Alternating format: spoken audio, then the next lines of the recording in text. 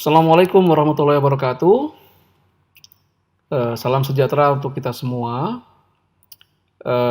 Kali ini saya, Catur Sasongko, akan membawakan tentang soal dan pembahasan terkait dengan pengukuran kinerja organisasi yang membahas soal tentang return on investment dan residual income.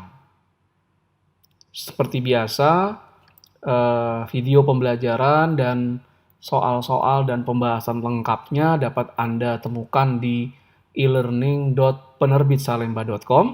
Kemudian Anda cari e-learning akuntansi manajemen. Di situ Anda akan dapatkan soal-soal dan pembahasan lengkap untuk materi yang ada di akuntansi manajemen. Oke, kita mulai ya. Kita masuk ke soal nomor 1. Divisi Jasa Pengeboran, sebuah divisi dari perusahaan minyak raksasa dunia, menyediakan jasa pengeboran di Amerika Serikat. Berikut ini adalah data yang diperoleh dari kinerja divisi jasa pengeboran di tahun lalu. Penjualan 15 juta dolar, laba operasi neto 1,2 juta dolar, aset operasi rata-rata 10 juta dolar. Diminta, hitunglah margin untuk divisi jasa pengeboran. Yang kedua, hitunglah turnover atau perputaran untuk divisi jasa pengeboran. Yang ketiga, hitunglah return on investment untuk divisi jasa pengeboran. Berikut ini adalah jawaban soal nomor 1. Margin adalah laba operasi neto dibagi dengan penjualan. Dari soal kita peroleh, laba operasi netonya adalah 1,2 juta US dollar, sedangkan penjualannya adalah 15 miliar. Maka marginnya adalah 8%. Margin di sini memperlihatkan seberapa efisien kegiatan operasi yang dilakukan oleh divisi pengeboran. Semakin tinggi margin, biasanya semakin disukai. Perputaran adalah penjualan dibagi dengan aset operasi rata-rata. Berapa penjualan yang diperoleh dari aset yang dimiliki? Aset dimiliki kemudian dimanfaatkan untuk menghasilkan penjualan. Dari soal kita dapatkan penjualan 15 miliar, sedangkan aset operasi rata-ratanya adalah penjualan 15 juta, sedangkan aset operasi rata-ratanya adalah 10 juta. Maka perputarannya adalah 1,5 kali. Setiap $1 aset operasi rata-rata ini menghasilkan penjualan $1,5. Semakin tinggi umumnya semakin disukai. Maka return on investment itu adalah margin dikalikan dengan perputaran. 8% kali 1,5, maka return on investment-nya 12%. Sebetulnya soal ini kita bisa mencari saja return on investment adalah laba operasi neto dibagi aset operasi rata-rata.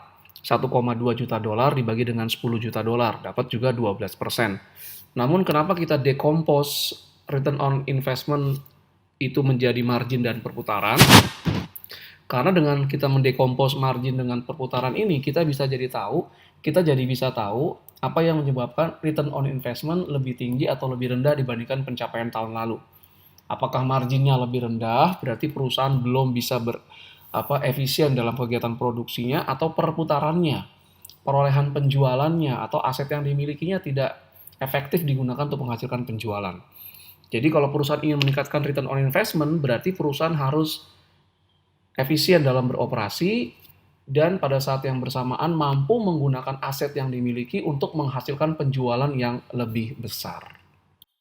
Beralih ke soal nomor 2. PT Permata Semesta memiliki 2 toko serba ada yang terletak di wilayah timur dan barat di kota ABC.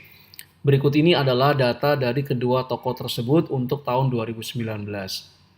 Ada penjualan, laba operasi, dan ada investasi aset operasi rata-rata. Ada data untuk toko serba yang ada di barat dan toko serba yang ada di timur. Kemudian perusahaan menginginkan tingkat imbal hasil sebesar 12%. Laba yang digunakan untuk menghitung return on investment maupun residual income adalah laba operasi. Diminta di soal nomor 2, pertama, hitunglah return on investment untuk Toserba wilayah barat dan Toserba wilayah timur. Hitunglah residual income untuk Toserba wilayah barat dan Toserba wilayah timur. Berikut ini adalah jawaban soal nomor 2. Return on investment Toserba wilayah barat adalah laba operasi Toserba wilayah barat dibagi dengan investasi Toserba wilayah barat. 3 juta dibagi dengan 28 juta, kita dapatkan return on investment-nya adalah 10,71%. Adapun return on investment Toserba Timur itu adalah 2.400.000 dibagi dengan 2,4 miliar dibagi dengan 20 miliar rupiah. Maka didapatkan return on investment Toserba Timur adalah 12%. Dari sisi return on investment, pencapaian atau kinerja Toserba wilayah timur ini lebih baik daripada return on investment wilayah barat. Hal ini terjadi karena return on investment Toserba timur lebih tinggi daripada Toserba barat.